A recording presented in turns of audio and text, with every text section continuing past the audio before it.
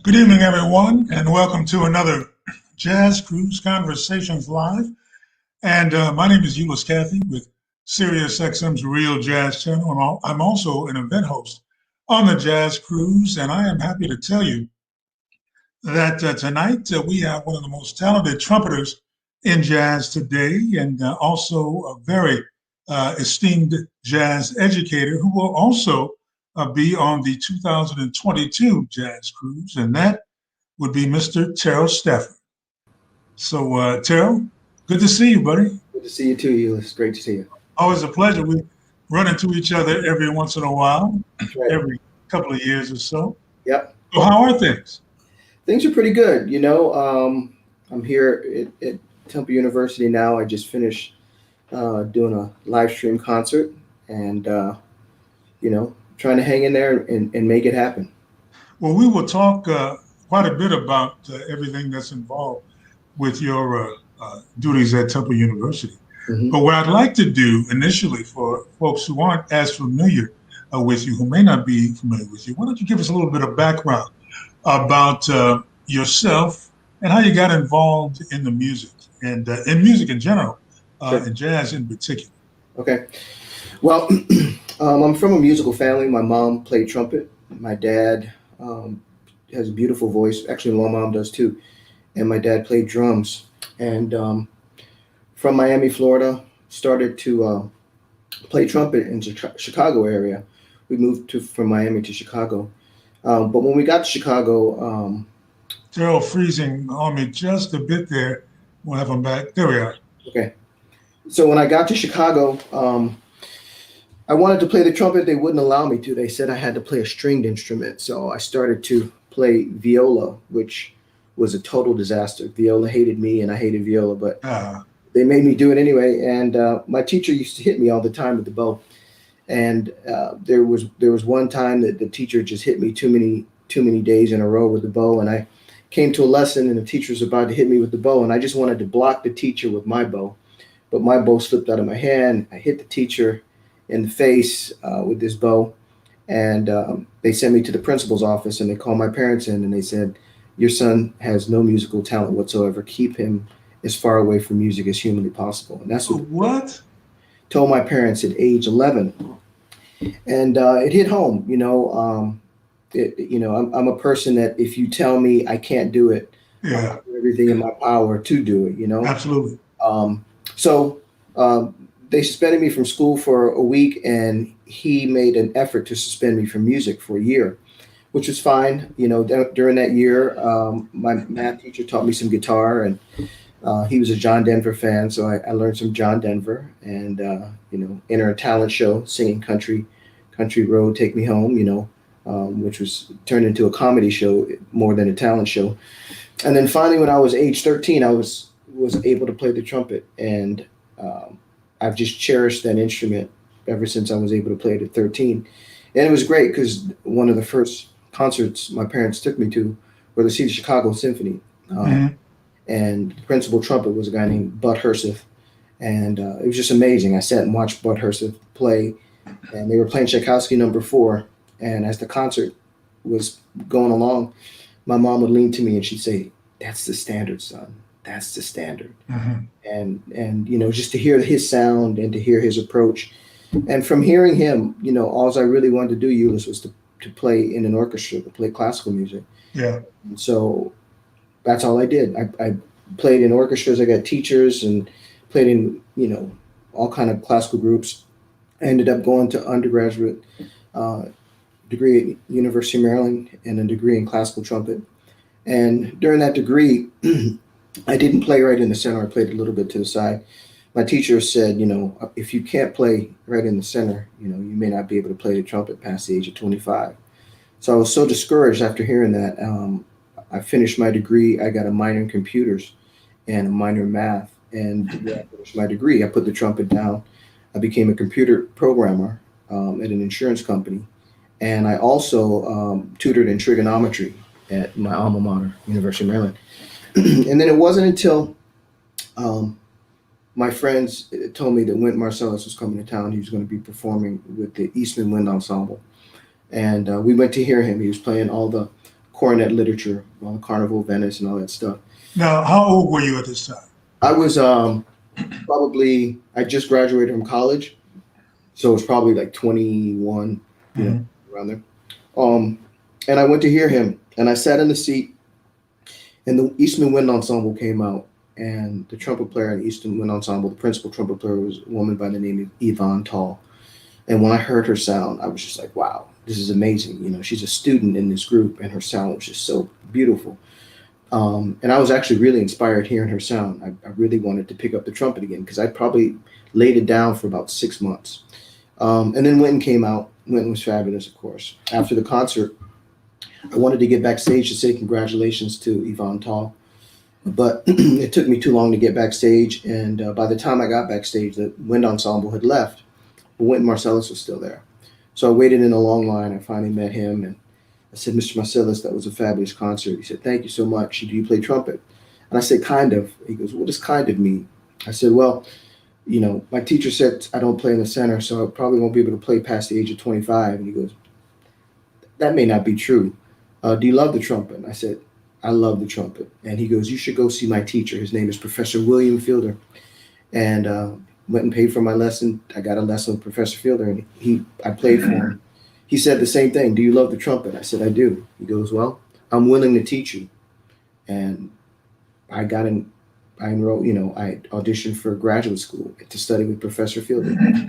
And my graduate school audition was kind of funny because for an undergrad, my parents told me I needed to get a full scholarship for undergrad.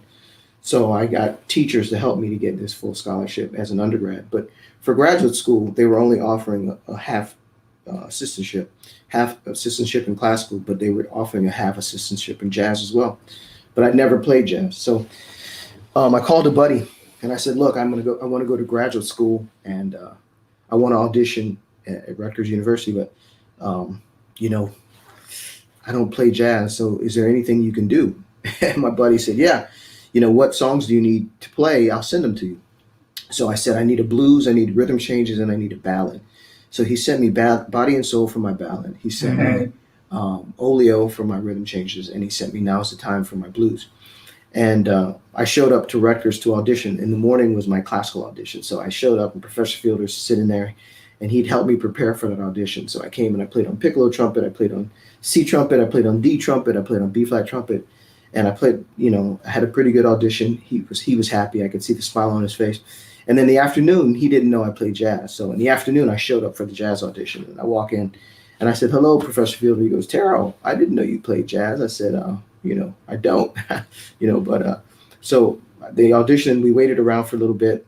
And the rhythm section hadn't shown up.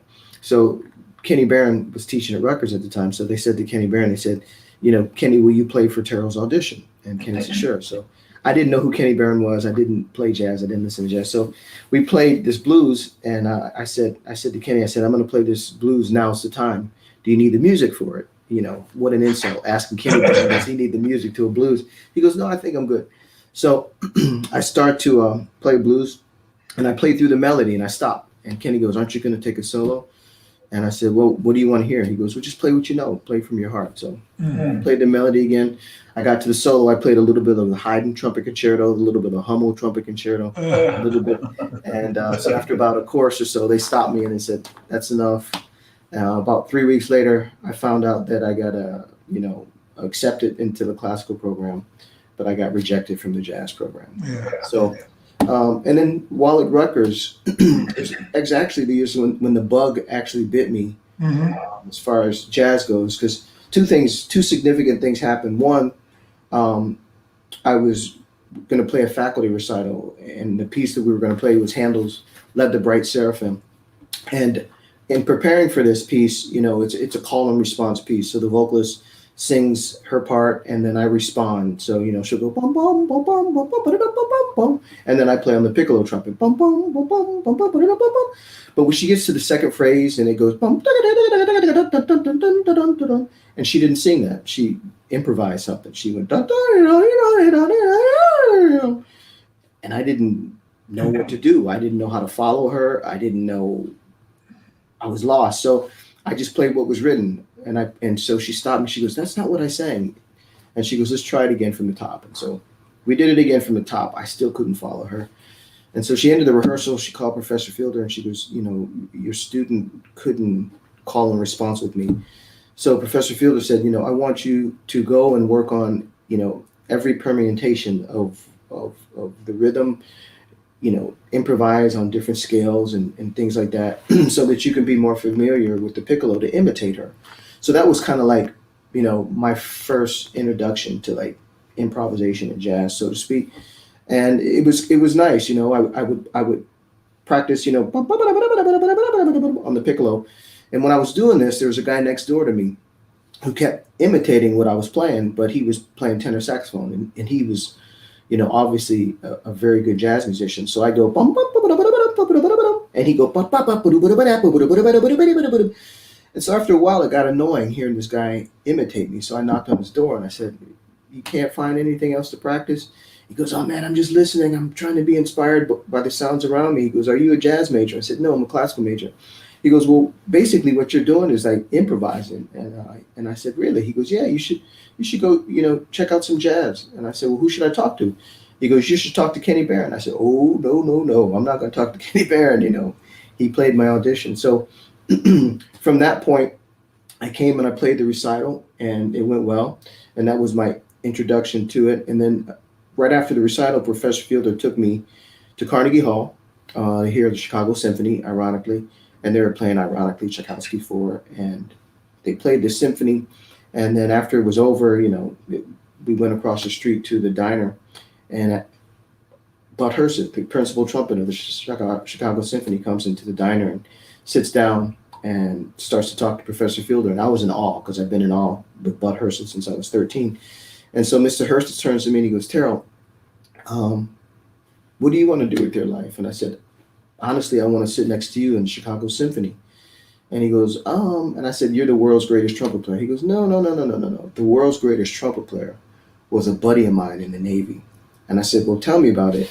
He goes, my buddy in the Navy, not only could he play principal, he and I would alternate principal in the concert band, but when we were in the jazz band, we would alternate play lead. But my buddy could improvise, and I can't improvise. And he said, if you want to be a great, well-rounded trumpet player, learn how to improvise. And I asked him, I said, what was the name of your buddy? And he goes, his name is Clark Terry. And I said, wow. So he goes, what I want you to do, if you hear Clark Terry's name, I want you to go find him and go listen to his music. So that's pretty much how I kind of got introduced to jazz and that's a step-by-step process. Yeah. Making that transition from classical music Absolutely. into jazz in a rudimentary sense, really like embracing the basic concepts and tenets of improvisation and learning what the music is all about. Mm-hmm. Absolutely. So, okay, that's the basic background. That's how you got immersed in the music. Yeah. Let's move forward a couple of years then. I mean, you are getting involved and getting much more comfortable playing the music. When did your professional career begin? Well, and on the jazz side. Yeah. So I'd completed a year in graduate school, and I had my second year coming up, and I did end up going to see Kenny Barron, and I told him I really wanted to learn jazz, and he said to me, well, if you want to learn jazz and if you want to be well-rounded, what you should do is speak to your trumpet teacher. I said, okay. So I went to Professor Fielder. I said, Professor Fielder, I really want to learn jazz. He goes, no. I want you to focus on classical music. I want you to play classical music. And I said, well, you taught Wynton Marsalis and you taught Terrence Blanchard and you taught all these great jazz players to play classical and jazz. Can you just do the same for me? And he goes, no. I want you just to play classical music. And if I hear that you play jazz, I'm going to kick you out of my trumpet studio. And I said, wow. So I went back to Kenny Barron. I said, Professor Fielder only wants me to play classical music. He doesn't want me to play jazz. And so Kenny's like, well, I don't want to get in the middle of this, but he did help me, and he told me to go listen to like Dizzy and Miles and Clifford, and I went and listened to them, and I did some transcribing, and I came back to him, and he said, if you want to play this music, you're going to have to find a place to play with people. But it can't be anywhere near Rutgers University because Professor Fielder here he's going to kick you out of the studio. So I called a buddy, and he was starting a jam session in Washington, D.C. at this club called Tacoma Station. And I would Mm-hmm. every Tuesday, and I play this jam session. And at first, I didn't know any of the tunes. I didn't know. I mean, I didn't solo well. I didn't know how to swing. And it was so bad when I first started. They used to call me Haydn, because I couldn't swing. So ironically, we start this jam session, and then I see Clark Terry is coming to Cape May, New Jersey, and I go get tickets and go see Clark Terry. And I got there early to get the tickets because I was afraid it was going to be sold out. And I go to this diner, and I sit in the diner, and in the back of the diner was Clark Terry. And I recognized him from the poster. So I went to him and I said, "Mr. Terry, my name is Terell Stafford. You don't know me, but I play trumpet, and I came to hear you tonight because Mr. Hurst said you're the world's greatest trumpet player." And he's like, "No, no, no, Mr. Hurst is the girl."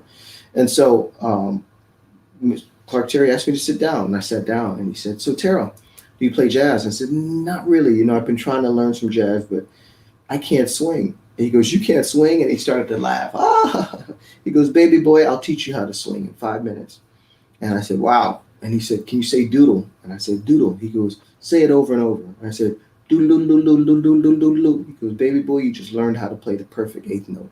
He goes, "And I say A-E-I-O-U." I said, A-E-I-O-U. He goes, "I'll say doodle, doodle, doodle, doodle." And I said, doodle, doodle, doodle, doodle, doodle, doodle, doodle, doodle, doodle. He goes, "That's good. Now you learn your eighth notes. Now say doodle-ah." I said, "Doodle-ah." And he said, "Say that over and over." I said, "Doodle-ah, doodle-ah, doodle-ah." He goes, "Now you just learned how to swing. You can plug any tune to doodle-ah and to doodle, and that'll get you to start swinging." So I showed up to the jam session the next week, and everybody was like, "Man, what did you do? You learned how to swing." And I said, "Well, I'm working on it." And about 3 weeks later, I was playing the jam session. Maybe a month later, I was playing the jam session, and this guy comes into the jam session, and he sits in with the band, and he sounded incredible. I was like, "Oh my gosh, this guy can really play." So after he finished playing, I went over to him and I said, "Sir, you sound so good. What's your name?" He goes, "My name is Bobby Watson." And he goes, "What's your name?" And I said, "My name is Terell Stafford." He goes, "You sound good." I said, "Yeah, I'm just, I'm really new to jazz, and I'm really trying to work on it." He goes, "Oh man, you're doing fine." And he goes, "Hey, I'm in town playing at Blues Alley with McCoy Tyner. Would you want to come and check it out?" And I said, "Yeah." So he got me tickets. I went, and it was McCoy Tyner Trio featuring Bobby Watson. And it was amazing. I stayed for 2 sets, and after I finished, Bobby introduced me to McCoy, and I was like in awe to meet McCoy Tyner. And then after meeting McCoy, Bobby says to me, he goes, "Hey man, would you be willing to come to New York and play through some of my music? We can play through it together. I want to see what our vibe is, and let's go from there." So went to New York, played through some of his music, and he goes, "Man, I got this gig. I would love for you to be on it." And I was like, "Wow, me, like I'd really never played a professional, gig with someone like Bobby Watson. I played some gigs before, but not someone like him." And so I never forget, we played at this club in New Jersey called Struggles, and the band was all young guys except for Victor. Victor Lewis played drums. So we started out to play, the song Bobby wrote called Country Cornflakes, really, really fast. Fast for me at the time. It's still probably fast for me to this day. Start playing this, and I was just overwhelmed. I was just so intimidated by how incredible Bobby sounded when it got to my solo. It was pretty bad. Yeah. And the pianist was Joey Calderazzo, and he played. So it was fabulous. Yeah. And then I was like, "Oh man, I'm taking the worst solo. There's no way this bass player is going to be able to play this fast. So maybe I won't take the worst solo because he won't be able to play this fast." But the bass player came in and he played this incredible solo, and he was a young Christian McBride. So, after the gig, I said, I kind of left. I didn't say anything to Bobby, and I was like, maybe jazz isn't for me. And then soon after that, Bobby called me like a couple of days later. He goes, "Man, what happened to you?" I said, "I sounded so bad. Please forgive me." He goes, "No, no, no." He goes, "You sounded great. I want to send you some money, and I have a question for you." And I said, "What?" And he said, "Would you be willing to go on the road with my group, Horizon?" And I said, "Yes." So me saying yes was committing to my first professional tour with a jazz musician. I think that that's right around the time that you and I met for the Yep. first time, Mm-hmm. when you were with Bobby and Horizon. Mm-hmm. So that's when things kind of really started to really gel and come Yeah, together, right? it did. I was in my second year of grad school, and Bobby said, "I want you to come to the West Coast with me." And I said, "Okay." And I said, "When is the tour?" And he said, "The tour's in a couple months." And I said, "Okay, that sounds good. Can you give me a date?" And he goes, "Well, I'll have my manager contact you." And his manager contacted me and said, "Terrell, we want you to go out on the road this date." And I said, "Oh, it was like the date that they gave me was like 2 days before my comprehensive exams, and it was 3 days before my master's recital." So I said to him, I said, that starting date isn't good. Can I join? Can I join Bobby 4 days into the tour? And they were like, "No, that's not going to happen." And they were like, "So should we get another trumpet player?" And I said, "Well, just can you give me some time to think about it?"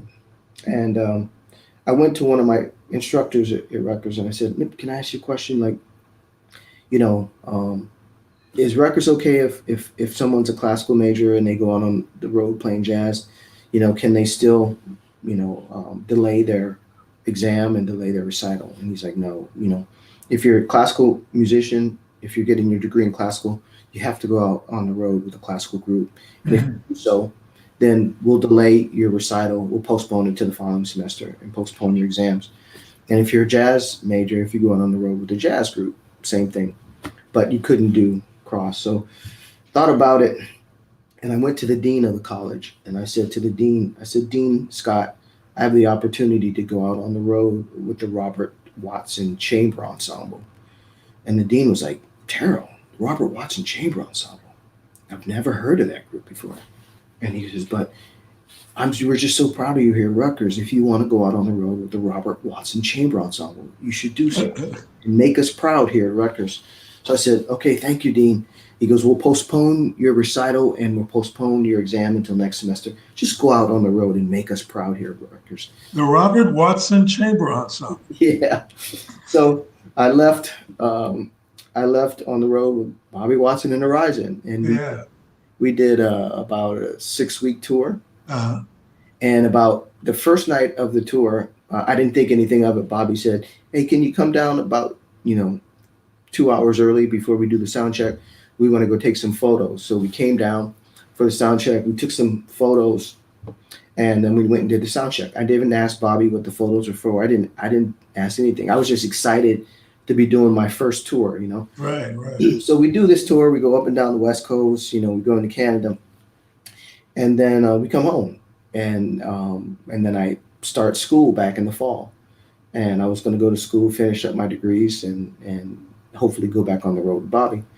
And so the first day of classes, there's a note in my box, in my mailbox, that said, "Terrell, can you see the dean tomorrow at noon?" So I showed up to see the dean the next day at noon, and the dean was in the office, and Professor Fielder, my trumpet teacher, was there. So I said, "Hey, Prof, how are you?" And he turned his back and wouldn't speak to me. So I said, "Prof, is everything okay?" And he wouldn't speak to me. So the dean says, "So, Terrell, how was your tour with the Robert Watson Chamber Ensemble?" And I said, "Oh, well, Dean, my tour was great." He goes, "Well, what kind of venues did you play?" I said, "We played typical chamber ensemble venues and, some churches, some concert halls, things like that." He says, "Oh, nice, Terrell." He goes, what kind of, what was the instrumentation of the group?" I said, "Well, it was brass, it was woodwind, it was percussion and strings." He goes, "Oh, that sounds like a great group, man. Are there any recordings of that?" I said, "No, not really." And he goes, "Well, let me ask you this question, Terrell." And I said, "What's that?" He goes, "Would this happen to be the Robert Watson Chamber Ensemble?" And he holds up the cover of Downbeat magazine, and it had, Horizon, you know, Red Hot, and Bobby Watson, Horizon Burn. So I said, "Oh no!" So I was busted, and the dean says to me, he goes, "Well, Terrell, we're going to put you on academic probation, Mm. for a semester." And I said, "Really?" He goes, "So you can come back next semester and finish your degree, but this is a really unfortunate, and you'll have to make sure Professor Fielder wants to continue teaching you. So I call Professor Fielder almost every day. Will you have me back in your studio? So I called Bobby and I said, Bobby, they kicked me out of school for a semester, because I went on the road with you. So hopefully I can get back in school. And so Bobby calls the dean and gets in this big argument with the dean and says some unfortunate things to the dean. So the dean calls me and he goes, Terell, we said you had academic probation for a semester. We turned it into a year. Your colleague Bobby Watson called us and had some very flavorful language to use. So we'll see you next year for you to come finish your degree. So for that whole entire year, I traveled with Bobby. I traveled the world with him and met all kinds of people. And I came back that following year and I did finish my master's degree in classical trumpet. Well, that's quite a story. It's quite a journey. It's a journey. That's quite a journey. So now you started out with Bobby Watson. And you mentioned meeting McCoy Tyner during those early days. Subsequently, who else did you perform with after Horizon? Well, around Horizon, I started right after, during the time I was in Horizon, I met, right before Horizon, I should say, I met Tim Warfield. So I started to play with Warfield a lot. And he and I became the two horn players. The new horn players were Shirley Scott. So Shirley Scott had her trio with Mickey Roker and Arthur Harper. So Tim and I were part of that group with Shirley. And then around that time as well, I met John Faddis. He had done a big band record with Bob, and I started to play in the Carnegie Hall. Okay, right. With Faddis. And let's take a look at those. Then let's take, for example, those three experiences: Bobby and Horizon, the Shirley Scott band situation, and the Carnegie Hall Jazz Band. There's something in each of those ensembles that kind of, one would think, help continue to help you evolve as a trumpet player. Yeah, Bobby was an obvious one. He was always writing for the band, and we were traveling and playing, all this great music that he would write. Shirley Scott was very interesting to me because Tim and I not only auditioned for her band, but we auditioned. She was doing a show in Philly called You Bet Your Life. It was a show that Bill Cosby did, and she had the house band for the show. And so we would record for the show 3 days a week. And I'll never forget, I lived in, the middle of Pennsylvania, Downingtown at the time.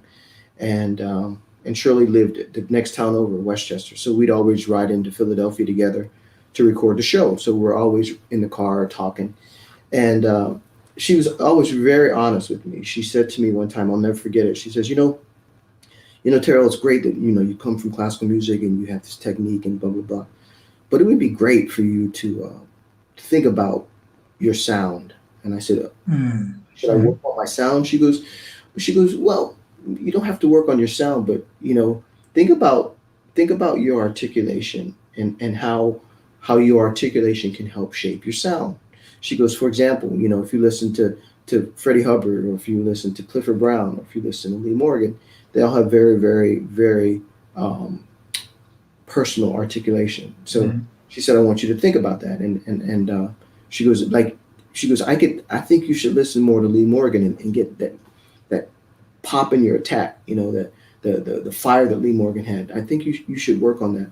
So I started to work on that, and every week we'd ride in the car, she'd have something else for me to think about. And little did people know, I don't know, maybe it's common knowledge, but trumpet was Shirley Scott's first instrument. So she would tell me Arbin, exercises in the Arbin's book, which is the Bible, exercises that I could work on, to help with my articulation and articulation patterns. So Shirley was extremely influential, and she swung so hard, playing with an organ is the most, dynamic instrument to play with, playing with her. So that was incredible. And then, the Carnegie Hall Jazz Band with John Faddis was, I met John Faddis playing with Bobby Watson, doing a Bobby Watson big band record. And John Faddis was super hard on me when I met him, unbelievably hard, and he used to make fun of me constantly because, I'd never really played in a big band. So when I did this big band record with Bobby, I wasn't I wasn't familiar with like, you know, how to articulate and how to play in a section because I didn't go to school for that. So it was a very interesting story with John Faddis is that we were playing the Village Vanguard with Bobby Watson's big band, and he was just on me the whole night, yelling at me and screaming at me, and really hard on me. So I got I got really upset, and I said, instead of you always yelling and screaming at me, why don't you help me? Show me what I should be doing. Help me. And he goes, okay, well, come to the Vanguard tomorrow. Be here at 4 o'clock. So I got to the Vanguard the next day at 3 o'clock because I wanted him to see how serious I was. Mhm. I wanted to get there early and sit and wait for him and say, I'm here. And I got there at 3 o'clock. I walk in the club and he's there reading the paper. He goes, you're late. So I was an hour early, but I was late. So he got in the section and we started to play our parts together. And he goes, no, no, no, no, no. Listen to the way I'm articulating and listen to the way I'm phrasing. And he pretty much taught me how to play in the trumpet section a night before the Village Vanguard. And so after we played in the section, he goes, now I want you to work on your attacks. I want you to play 100 high A's. And if you miss one, I want you to start back at one again. So he'd sit in the back of the club and I go, bop, bop, bop. And he'd say, 1, 2, 3. If I chipped one, he'd say 1, 2. And we went through 100. And after that, we played the gig that night. And after the gig that night, he started to hire me for different bands.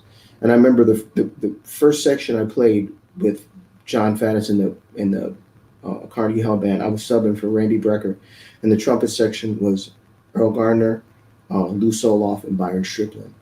And that was the first Yeah, that's heavyweight. And they were heavy. I mean, That's heavyweight. Yeah. oh my gosh, but it was amazing. John Faddis was leading the band, and he was hard on everybody, but Mhm. with him being hard, he always taught a lesson. And if you had questions, he was always there to answer them.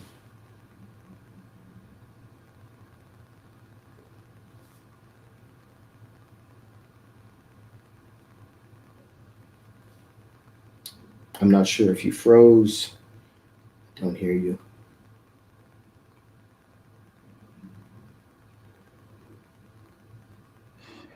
Okay, now we're at a point now, after a number of years, Yeah. where you're in a position to have your first record deal. When did that happen? How did it come about? Um, well, my very first record date, as a leader, Eulis, or as a side person? Well, let's let's start with as a side person. Okay. That leads up to your first date as a leader. What was your first recording date? My first recording date was with a pianist by the name of Lafayette Harris.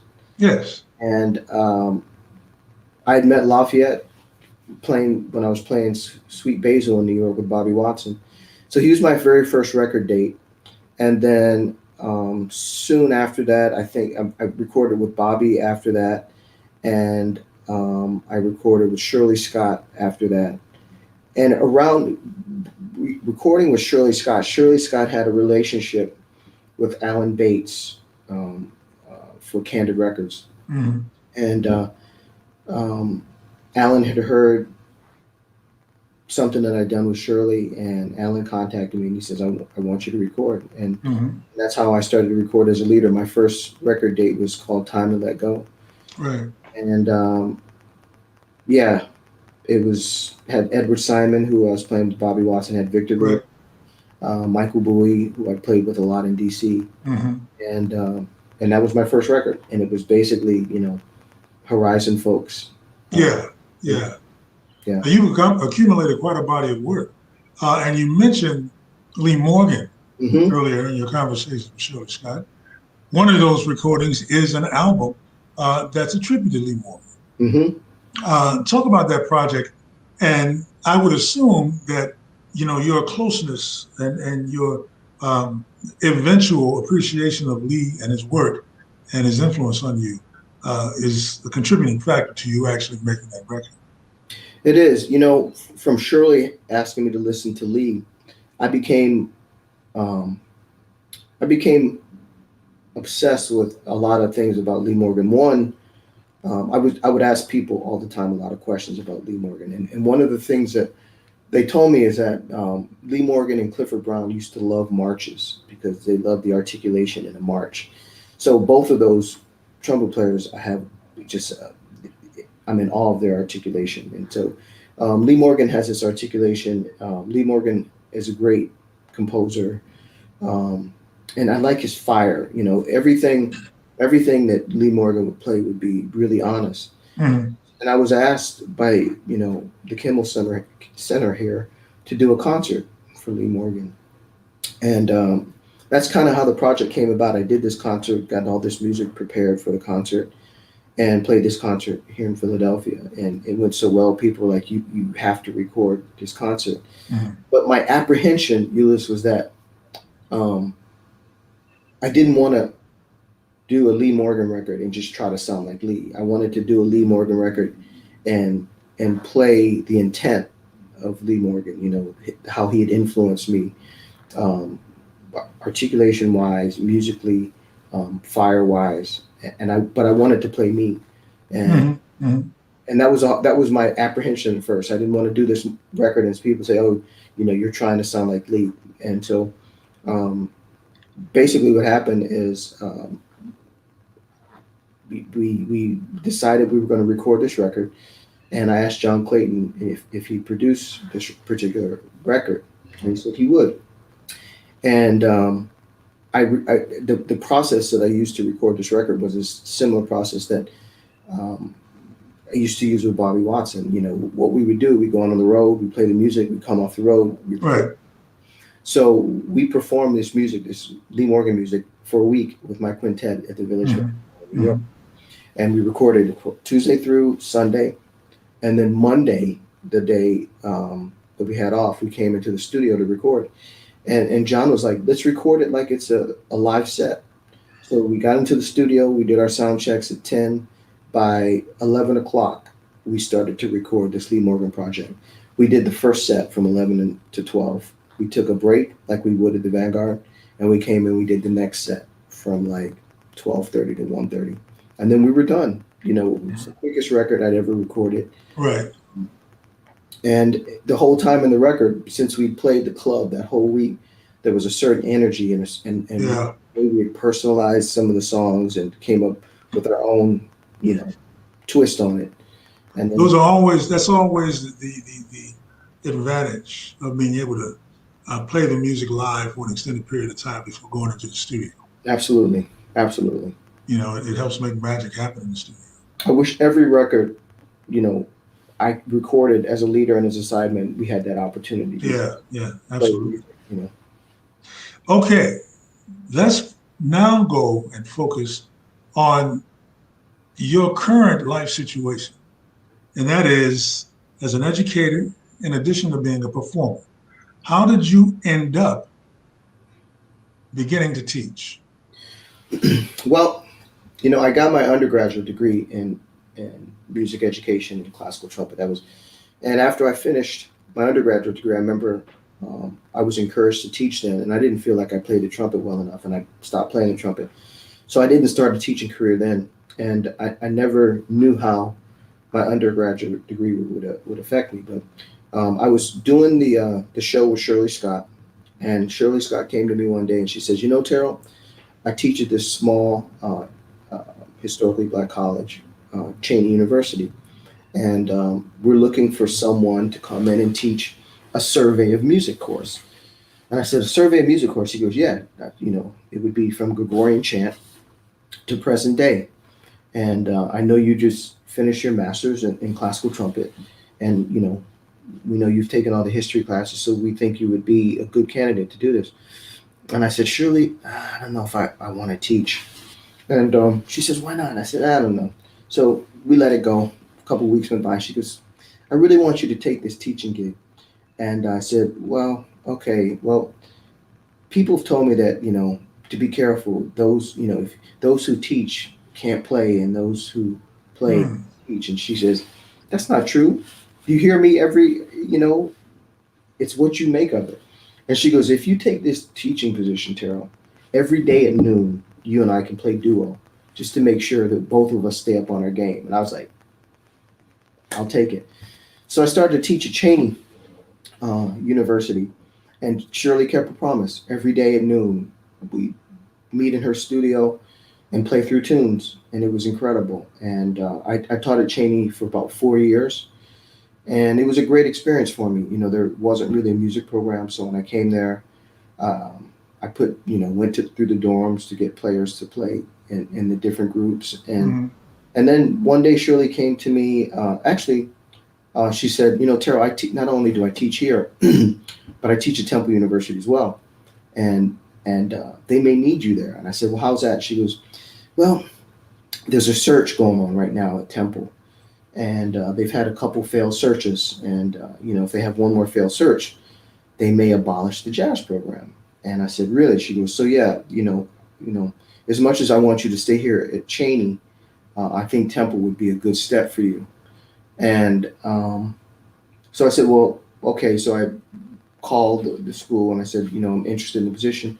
What do I have to do? And they said, well, the morning part of your interview is going to be classical music. So you play some classical music, you'll teach a history course, or and then the second half of your day will be a jazz audition. So you'll teach an improv course, and you'll play with some jazz groups and do some recital, classical in the morning, jazz in the afternoon. And so I did that, and I ended up getting the position at Temple, and that was in 1996. I've been at Temple all this time. Mm-hmm. That's kind of how I got started in Right. And my mother was an educator, so Right. She was always there to guide me and lead me. Now, everything that we've talked about up until this point in terms of your experiences, making the transition from classical to jazz, your initial experiences as a performer, even the tough times, when you were struggling and musicians helped you take everything to the next step. I can imagine that you've taken some of that and you use that in your experiences at Temple and have done so over the years. I have, when I got the position here at Temple, I was pretty new to teaching, especially jazz. I mean, I didn't take any formal jazz courses, so I was really new to a whole lot of stuff. So being so new, I relied on the jazz community to help me out. I remember Yeah. the first calls was to David Baker. Right. I have to teach these classes and I don't know what to do. I have to do this. I teach improv. I got to do this. And he sat me down and he sent me stuff. I called Jimmy Heath, Mr. Heath, I have to do, and people were just so willing to help. It was Mhm. so incredible. So yeah, when I started, I was basically teaching the students my life experience in the short amount of time I've been playing jazz. And while teaching them my experience, I'm trying to grow and learn as a player and as an educator. And 25 years later, my role is the same. I'm still trying to grow and be a better player and an educator. It's a Well, let's talk about the program itself, because your current title is Director of Jazz Studies and the Chair of Instrumental Studies at the Boyer College of Music. Is that a title that existed when you first came to Temple, or is that a reflection of the growth of the program? the title, when I first came to Temple, I was just, an assistant professor. And then after time at Temple, we got a new dean, and the dean came to me, and I said, he goes, Terrell, what do you think about our program? I said, it's good, but I listed some things that I thought that could be better, and he says, well, if you think you can make the program better, how do you feel about being director of jazz studies? And I said, well, what do you think I need to do to be director of jazz studies? He goes, well, you need to become, the next level professor, associate professor. So, and you need to be tenured. So I got my tenure. I got it. I got to associate professor, and I, pretty much the big band. I remember my first day of rehearsal with the big band. It was like 8 people in the big band, and after about I don't know, 3, 4, 5 years and me being director of jazz studies, there were like 2 big bands, and now there's 6. And at the time when I started being director, there were probably about 3 or 4 combos. Now they're like 20 to 22 combos.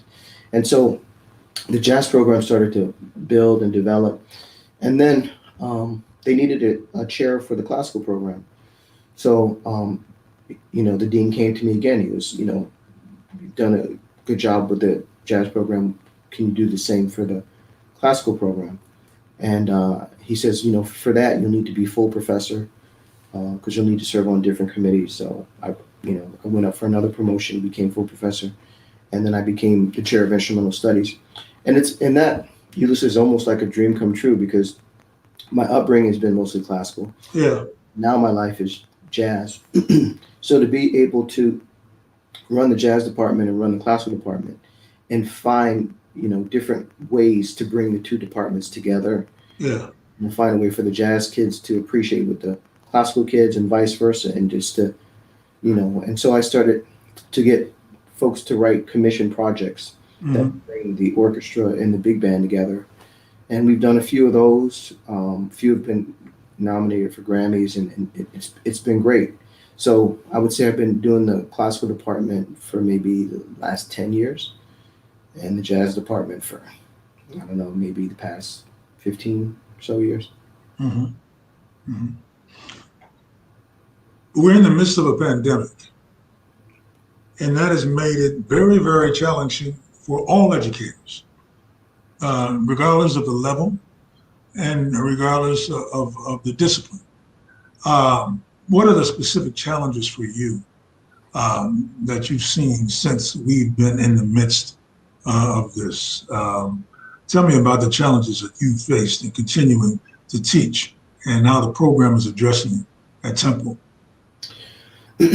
Well, the first challenge was whether we could actually, meet in person. That was a huge challenge because when this all hit, in March, we all just, went our own separate ways. Yeah. And the jazz band was having a really good year last year. They won a competition, came in first place in New York. It's called the Jack Rudin. Linton sponsored this competition, and the band had played at the Midwest. So we were supposed to record, to celebrate the accomplishments of the band. Then COVID hit, and when COVID hit, of course we couldn't come together and record. And all summer, from I would probably say April to August, all I did all summer was to work on protocols for us to meet in person. And we tried to hoping to meet in person during the summer to record this CD we wanted to record, and it just never happened. We couldn't meet in person. So finally, after writing all these protocols were approved, and we were able to come back to school. And it's hard, we're like one of the only, universities that are meeting in person as far as music departments go. Right. And so lessons and ensembles are all in person. Mm-hmm. Basically, I wear a mask for 7 hours, Tuesdays and Thursdays. Mm-hmm. So 14 hours in a mask is a challenge. Yes. We can only rehearse 30 minutes on, then we have to take a 15-minute break and clear the room so that the air has time to exchange. And then we come back and we can rehearse for 30 minutes again. And I'll show you. So we have to have these 2 things, this filter and this bell cover, and they go over the bell of the instrument. So every wind player has to play with this filter, which is a MERV 17 filter, and the bell cover. For every lesson has to be played with this bell cover and this filter. Right. So the challenges are, we're 8 to 10 feet apart. That's a challenge. We have these bell covers on, which, change the resistance of the instrument and sometimes changes the sound of the instrument. Mm-hmm. We have plexiglass barriers between us now. Yeah, yeah. And the mask, the mask is for 7 hours. It's hard to teach in the mask for 7 hours. So those are some of the challenges. Now, you actually, and tell me about this album called the COVID Sessions that you recorded this summer. in the midst of all of this. How did that come about? It was remarkable. Um, the dean said to me at the beginning of the pandemic, he goes, Terrell, the band has had such a good year. We have to figure out a way to keep them engaged until we can meet in person. So I want you to think about some ways to keep the band engaged, to keep them playing, to keep them interested. And so, we were doing Zoom sessions, this summer with the band, trying to think of ways and we could brainstorm. Anyway, in the midst of all this, the two guys in the recording department, the technology department here at Temple, one is the name of David Pastor, the other name is John Harris, and they put together different software and different components that they came to me and they said, Terrell, we have this new software that we would like to, we know you talked to us about how to keep the band engaged.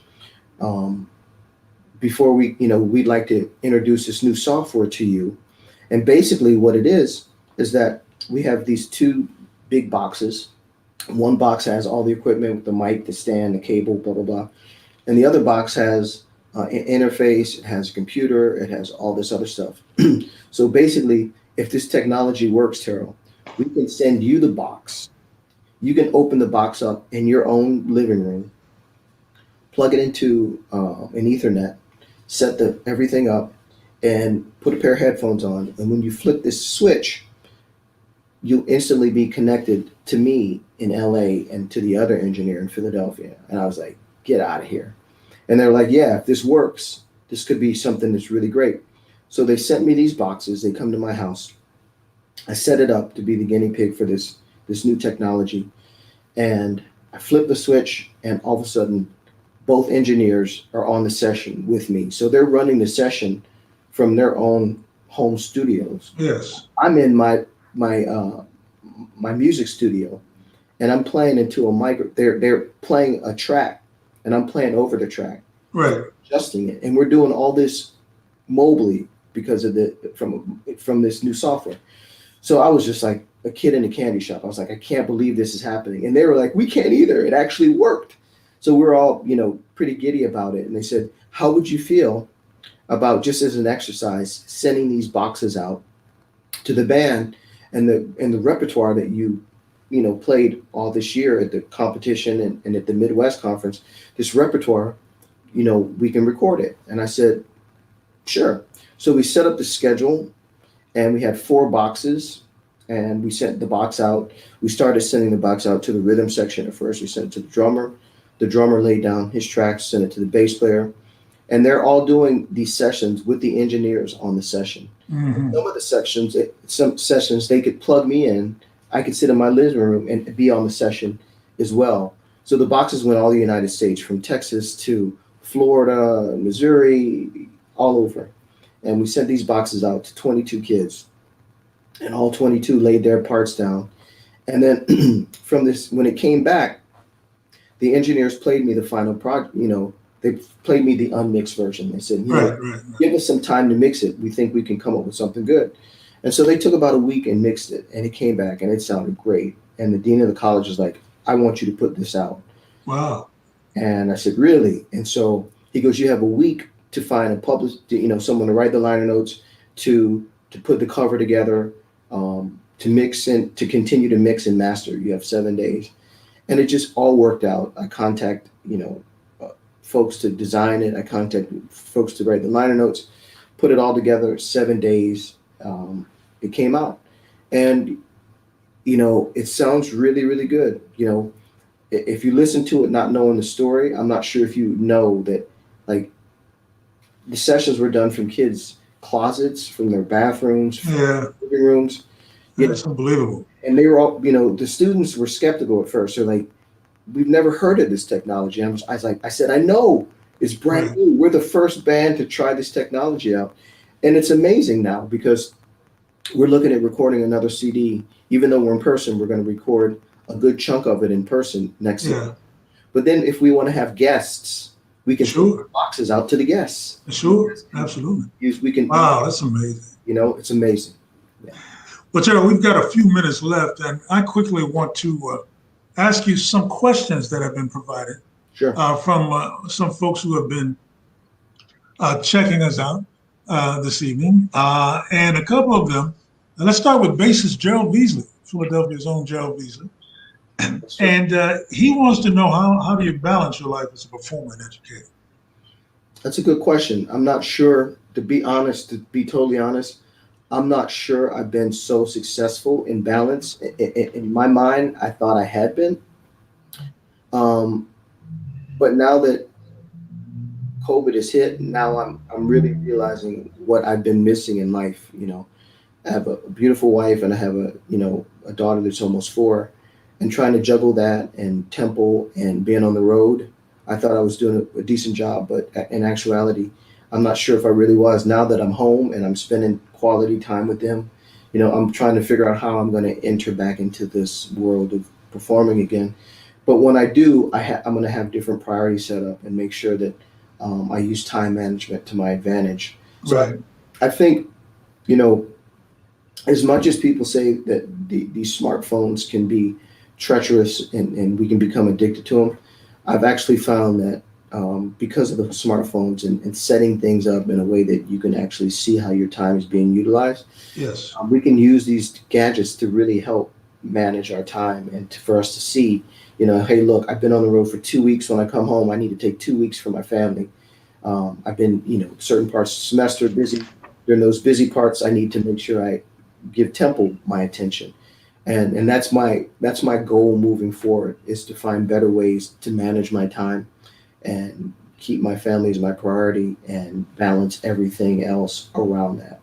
And Yes. that's one of the lessons I really learned about COVID now. I've had a chance to slow down and I've had a chance to think. And, I've been calling this time, like, this is my time to reflect. Hmm. And it's also my time to refine. So COVID is my reflecting and refining. And Right. that's what I want to, after we're through this, I want to apply the things that I've reflected and refined to my time management so I could be Right. better balancing after this. Okay. Here's a question from our friend John Clayton, who, by the way, is always on the jazz cruise, leading the big band, and he'll be on the 2022 cruise as well. He wants to know, how is your teaching different when you work with an extremely motivated student? Wow. Well, John Clayton is my hero. He's like one of the best educators, musicians, arrangers, band leaders I've ever met. With a motivated student, um, the thing that I find endearing is that, the hardest part of teaching is to get someone um, to trust you. And if a student is motivated, they're coming to you because there's something that you have that they want. If a student is not motivated, you have to spend half of your time getting them motivated and trusting you. So a Right. motivated student, first of all, has a certain amount of trust, and they're coming to you for something specific, and they're coming to you for you to be you. So I teach a motivated student um, in a different way, because we're coming to our first lesson with a different mentality. We're coming like, Right. you want this, I think I can help you. Let's come up with an agreement that we are going to grow together as a teacher student, and we go from there. And um, I listen to what the student, I always ask students, what do you want to get? What are your strengths and weaknesses? If you have a motivated student, they're always open, super open about Right. what they want to learn and what they feel they're pretty good at. And then I can pretty much put together in my mind a way to approach the student and know what I bring in, they're going to take home and they're going to practice it. It's not going to be begging them to practice, is never an issue. I know they're going to devote themselves 100%. And then what this motivated student does for me, it keeps me on my toes. I Right. know if they're coming in and they're growing, I need to keep growing too, because if I don't grow to match their growth, then what do I have to offer them? So Mhm. that's the joy of teaching that I found, Yes. with a motivated student. It keeps me motivated as well. And it makes me want to learn more, to be able to share with them, to Right. keep them wanting to learn more. So Right. it's Okay, one last question, and this one is from John Ernesto. And he says, you've been the driving force behind the Jazz Orchestra of Philadelphia. After many challenges, you brokered a successful partnership with the Philly Pops, and now you're the director of jazz for the Pops. Please reflect on that journey. Wow. So that's a great question. Thank you, John. Thank you to everyone for the great questions. I started the Jazz Orchestra Philadelphia some years back, and um, the mayor of Philadelphia asked me to do so. The arts person in Philadelphia who worked for the mayor's office asked me to do so, and I didn't want to do it because I just didn't have any experience in doing it. So I called Winton, and I said, Winton, what do you think? They want me to start this Jazz Orchestra Philadelphia. He goes, I think you should do it, and I'm going to send you everything you need. I'll help you out in any way. I just can't help you out financially, but I'll help you out in any way. So he sent me the manuscript of a book he was working on. He asked me not to share it. And in the manuscript of this book was his process and how he put Lincoln Center together. So he says, the first 3 years are your most critical years. We did a bunch of fundraising, wrote a bunch of grants, and we started the Jazz Orchestra. We brought in Jimmy Heath, Benny Golson. We did a big gala event at Kenny Barron and all these folks. And we raised all this money, and we started to do this Jazz Orchestra. And it was growing great, but it's really hard to keep something like that going. And it was starting to drain finances because I was doing a lot of it for free for a while. Mm-hmm. And then the Philly Pops came, and they came to a show, and then I did a show for the Philly Pops, and I played a show with their big band, and they came to me and they said, we enjoy working with you. How would you like to be artistic director of jazz for the Philly Pops? And what we'll do is we'll help you with everything with the Jazz Orchestra. We'll raise funds. We'll do everything. All you have to do is be artistic director. They wanted to be in charge of the education program, the All City program, which I'm in charge of. And I said, it's like a dream come true. They are taking care of the Jazz Orchestra. They provide a future for the Jazz Orchestra. And we've been doing concerts, and we've been having a great time during this whole pandemic. We've done like 3 live streams, maybe 3 or 4 live streams. Mm-hmm. So the merger with them has been fantastic. They're great to work with. They're great human beings, and they love the music and they love education. They love the same things that I love. So we did it really well. And they've kept the legs under the Jazz Orchestra Philadelphia. I'm forever indebted to them. That's wonderful. Yeah. Well, Terell, this has been a pleasure. And I know that our viewers have enjoyed listening to you and your career and what you're doing, the impact you're making as a jazz educator. Folks, you can sail with Terell and I on the Jazz Cruise in 2022. Staterooms are available now at thejazzcruise.com. My friend, thanks so much for taking time out of your busy schedule to be a part of the Jazz Cruise Conversations Live, Terell. It's always a pleasure to speak with you. My pleasure. Thank you. Thank you. Thank you. And take care of yourself. You too. In these challenging times. You do the same, please. I am Eulis Cathey, and next week I'll be back with you as we will be having a Jazz Cruise conversation live with trombonist Wycliffe Gordon. So please join us for that.